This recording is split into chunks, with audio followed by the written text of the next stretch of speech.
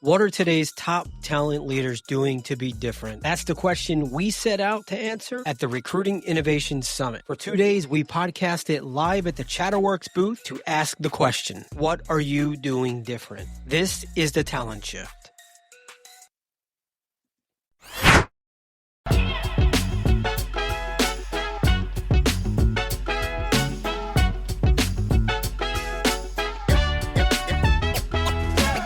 Hey, this is William Tincup, Ryan Leary. Ryan, how you doing? I'm fantastic. How are you? You are fantastic. I haven't seen you in forever. I'm sober, which is really the most important part of this conversation. It's lunchtime and we're talking to a microphone. Yeah. You know. No, we're living well. We're living well. Let's be honest. So, we're doing an introduction. Lisa, could you tell us a little bit about yourself? Sure. My name is Lisa Kraska. I am the Global Talent Acquisition Leader for Foot Locker. Love the brand. Early to ask for one of the shirts? Is it too early in the show? I was going for the sneakers. Oh, I don't care about sneakers. I got a contact on sneakers. I'm good there. But I want one of those ref shirts. I was walking this morning and my ankle hurts. So I looked at why. I was like, well, I took a picture on ChatGPT. Yeah. And I just said, hey, like my ankle hurts here. What could it be? It said, well, this is probably what it is. You're fat. Well, it did not say that. It should have. However, it said you're also wearing Puma whatever, because I was wearing the red Pumas, right? Yeah. Which are not great walking shoes. No, they're not. They don't have an arch. Proceeded to tell me to get Hokas or Hokas, whatever, Hokas. and then Brooks. Both so those. I need a pair of Hokas. And then I looked at the price and I said, I don't need a pair of them. Yeah, you do. No. To change your life. You know, I'm going to tell you there's a Foot Locker a half a mile from here, Let's walking go. distance. There's also Champ Sports, which is one of the Foot Locker brands. Dude, I love this. You're going to find whatever you need there. I'm convinced. He did a walk this morning. Yeah, could have easily just kind of stopped by. I could have. They're open now. Yeah. Well, Pumas, no bueno. I'm wearing Pumas today. Yeah. Well, I've got on the I was actually Las thinking Vegas special Pumas. I was thinking about the Adidas Sambas, and those don't have an arch. They're indoor soccer shoes, and so they don't have an arch. Mm-hmm. So they're great looking, not good great. looking. No, they're again when you're playing indoor soccer, they're fantastic because they're made for it. But like walking around a conference for 4 or 5 hours, Yeah. They told me that Hoka? That is Hoka. Yeah. It said Hoka will feel like I'm Hoka- walking on a cloud. Hoka's the pipe for me, yeah. They're quite different. I've worn them. They're quite different. I've worn Hokas at a hookah lounge, Well, there you go. so I can There you go. I can commit to that. I can't say I've done that. Oh, you haven't? You haven't hookah? You haven't done hookah? No. I never have. No. Really? Mm. Huh? Is it bad or good? It's fantastic. I don't even know what it is. Is it like a water pipe or something? Yeah. Oh. Well, it's a water pipe for 8 people. Mm. So, like, everybody's got their own, like, you don't have to pass it around. Everybody's got their own bit. Hmm. Oh, no, it's fantastic. Seriously, next time we're in Vegas, I'll take you to a place. Oh, we have 7 more trips to Vegas this year. It's worthy. We'll find one. It's just a fun bit. Like culturally, it's a fun bit, So Lisa, what's keeping you up at night right now? Let's start with some basic stuff. Okay. Cause you got a lot of stuff going on, technology process, this, that, the other, all that stuff.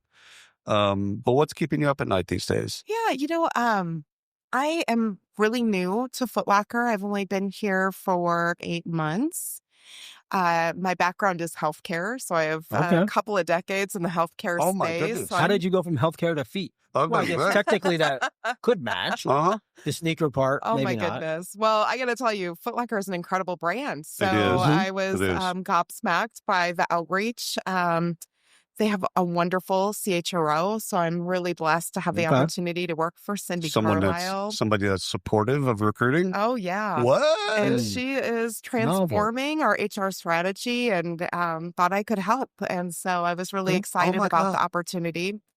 And as much as I love healthcare, it's really what's happening. Photos? You're a star. You're taking video. Thank you. But I thought I could come in and make a difference. And, what's hard is just learning a new industry in the middle of transforming a talent acquisition function. It's like Michael Dell once wrote, change in the technology industry is like driving a car, changing a tire while the car is driving. Oh, yeah. Right? So you're learning Exactly. both the industry, oh, by the way, everything that you thought you knew Yeah. and everything that you've done in the past. Didn't know. Yeah, that's going to all change. That's right. Right. That's right. That's a lot of change. Yeah. So it sure is. question on, okay, so your decision to come to Foot Locker out of healthcare, they called you. Sure did. And then talk about that process. So I know this isn't what we were going to talk about. No, we'll get there. But it's interesting because you didn't seek out Foot Locker, which is an iconic brand. It's been around forever. Right? Yeah. What were the things you were looking for in taking a new role like that? Because you mentioned the CHRO. Something convinced you. Something. Yeah. Maybe a couple things, but something made it click. Sure. Well, in the last 3 years, I've come a little astray from recruiting. I joined a startup company to help them grow like crazy. Okay. Here in Las Vegas. That's where I'm based. Okay. And they had some struggles. And so instead of growing like crazy, I became a total rewards person. I have a lot of respect for people who dedicate their profession to total rewards. 100%. Mm-hmm. It is not for the easy. faint of heart. Mm-hmm. Incredibly complex. The benefits are really tough. People don't like their benefits. Even if they like them, they're too expensive. They're not meeting their needs. And there's they're so much struggling choice. with access to care. A lot of them are unused. Yeah. That's right. And the CFO is always breathing down the neck. Highly regulated, very board facing. So it was a wonderful experience. Mm-hmm. I also got to pick up other areas, employee engagement, you name it. So all across HR in that role. Yeah. And go through a number of downsizings. And I sat and just really reflected on my true love, and that's recruiting. And so I was able to tell my story to Cindy when she called me, and we had a great conversation. And, it wasn't a difficult decision for me at all. First of all, incredible brand, great vision for where she was going. Right. I loved the leaders that I met with. They were committed to how to get great talent into the organization, talent that wanted to stay and make a difference. And so it's global. It is global. Yeah. That's right. Yeah. Talent that Exactly. wanted to stay. Right. You don't hear that often. No. Yeah. Yeah. And I that's what I love about Foot Locker. There are so many people with decades of tenure in the organization that started out in a store. Right. Working part-time while they were going to school. They just wanted the sneakers. They wanted to have, the shoes that Michael Jordan was wearing. And fast forward 30, 40 years, and they're executives and leaders. And I want to put every one of them on the website. I love the stories. It's awesome. Well, that's actually a great recruiting for us, at least. That's a great recruiting mechanism, is to get them to tell their story. Oh, yeah. Right. So their truth, their story, the ups and downs, it's okay for them to tell their story. We had a friend of ours at Rackspace 100 years ago, and he built a website that was off of Rackspace called Record Talent, where it was nothing but the talent basically blogging. Yeah. And like no holds bar. There's nothing edited. Wow. So it was just like, hey, this is John, software engineer. And listen, today sucked because, like blah, blah, blah. It was really good. It was Bob. We're drinking a lot of Mountain Dew. It's dark. You can make whatever desk you want. And we have a skate park. Like whatever the bit was. This is the culture. This is the culture. The job. This is what it's like to work here. Who do you get to work with? Filter in, filter out. Yeah. And so if you read that, that's what I loved about it. If you read that and you were reading it and all of a sudden you're like, oh, these are my people, then you're already in. Mm-hmm. And if you read that and go, I don't want to do that. Well, then you filtered it out yourself out. You didn't have to have a recruiter filter you out. That's exactly right. I don't see. I just was looking to see if the site was still there. I don't see it there. No, that's a shame. They took it down. I think they moved over a version of it to the career page. Right, makes more sense. Now, you presented here.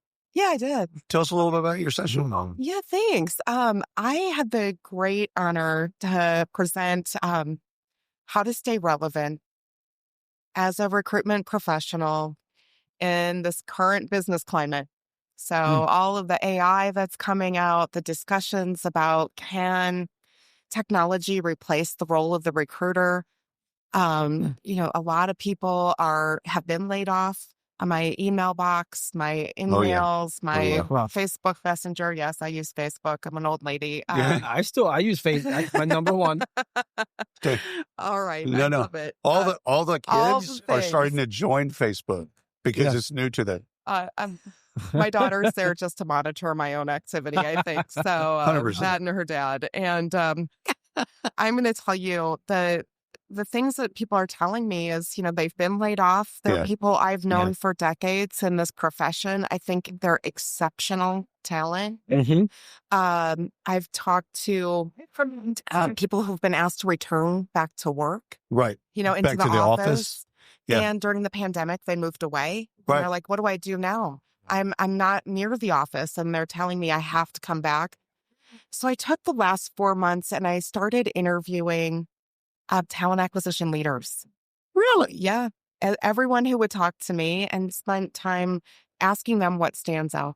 So that's what I had the opportunity to share yesterday. Did you do it as a phone call or Zoom calls or a podcast? How'd you do it? Oh, I just did it, you know, with my network of folks and called them or got on a Teams call. Well, you should have recorded it. I want that as a podcast. I want that as a podcast. Stay after. We're going to talk to you. Oh my God. You're going to have your own podcast now.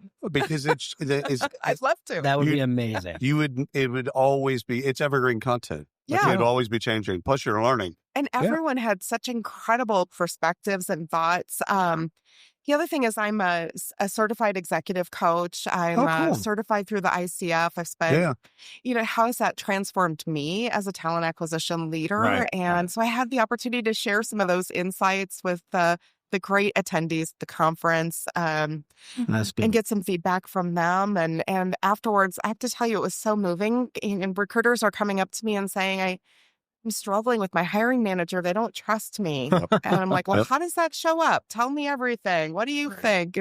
There's a couple of ways I would approach this. And so it was really nice to speak to the larger group, to get questions, but then this kind of one-on-one interaction. It becomes therapy on some level. Yeah. So how does a recruiter stay relevant in today's market? You know, it's really easy to talk about the technology, great sourcing skills. That's what everyone's here for, right? And I love that. And I'm not downplaying that at all.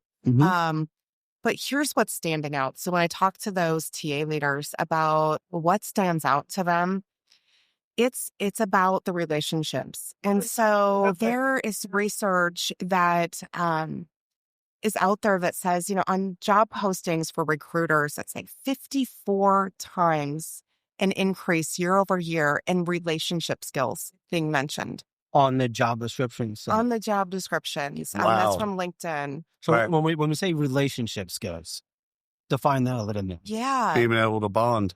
Yeah, exactly. Connect. So, you know, in a high-tech, high automation process, the human part is what's standing out. Right. So the ability to actually listen to people, and how I look at that personally is really, you know, first and foremost, start with your hiring manager. You know, what's the problem? Why is this open? How important is it to you? Like, I'm thinking about this through a lens of like, I care about you and the need that you have, and how we're going to work together to fill that. And so it's building a rapport with them instead of a checkbox. Like, tell me about the job. What do you need to have? Intake.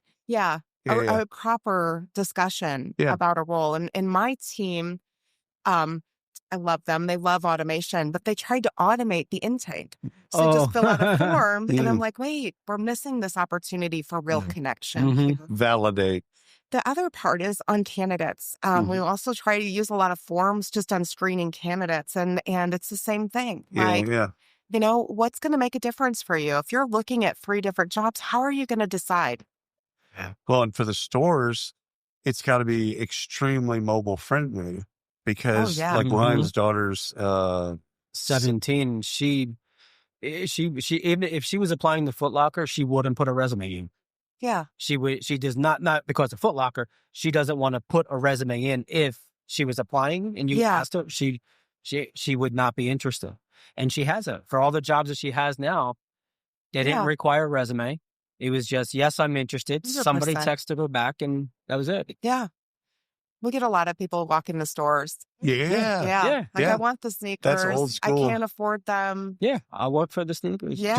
Do y'all have a physical application or do you just send them to a place? We just have them apply online. Right. Yeah. Right. Don't require a resume for our store jobs. Yeah. Yeah. See, I think that's great. Because, knowing the audience. Yeah. I mean, especially like Foot Locker and some of these other companies that have brands, like real brands that are with the younger kids.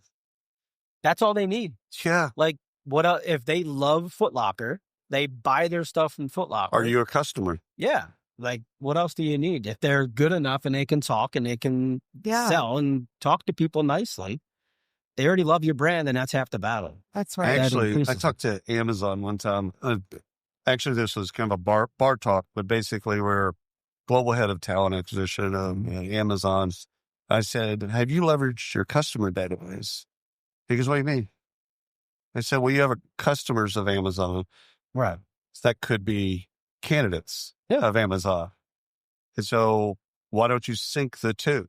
They have an Amazon Prime account. Yeah. They're buying stuff through you. They already love you. Yeah. There's an impact there that you could leverage. Yeah. He's like, do you mind if I steal that? Yeah. I'm like, yeah. If Amazon hit me in my Prime account as I'm ordering something for like an overnight warehouse, I might say, yeah, I want to see how the sausage is made. Yeah. Like long ago, I mean, this is probably 99, 2000. I worked at Office Max, Boise Cascade, and I worked in a warehouse for a bit because everyone had to go through the thing. Rounds. And it was all automated back then. Oh, yeah. So you never had to pick anything. You just had to follow the box along. Sorry. But it was amazing, the robots. Just dropping them in. I'm like, this is amazing. Imagine what it is now. Yeah, I fell in love with it. If Amazon said, I might say, you know what? Yeah, I'll do it for a week. Do a couple weeks just to see how it's done. IKEA did this bit in Australia. Fun. They might have done it worldwide, but I remember the one in Australia. In the box, they got the instructions to do the thing. They would add a job rec or job description inside, just like the instructions. To apply to a job at IKEA, step one, do this bit. Like it was written just like their instructions. Yeah. And hugely successful. I love it. Because people that buy IKEA are like, wait a minute. Yeah. I never really thought about working there, but all right, let me take a look at it. And so hugely great success story. Oh, yeah. So, all right. So you're at Recruiting Innovation Summit and you live locally. So whether you use a plane reference, but you drove in. I sure did. You sure did. So what do you expect or what do you hope to achieve when you kind of reflect back on this couple of days that you've been here? Yeah, I was really excited to be invited to come and speak and share something that maybe people haven't really been thinking about that much. But really, I'm a student like everyone else here, and I've loved every session. The speakers have been fantastic. The technology that's been showcased, it helps you dream and think about, as a TA leader, what could we be doing differently? Oh, that's great. And so every interaction I've shared, just sitting in the audience and sitting next to someone saying, we're trying to figure out interview scheduling. What are you doing? And, my in-mail is coming in and they've got ideas. They're connecting me with vendors that they love working with. So it's been a really great experience for me. That's the big payoff. Yeah. I don't think that answer could have been any better.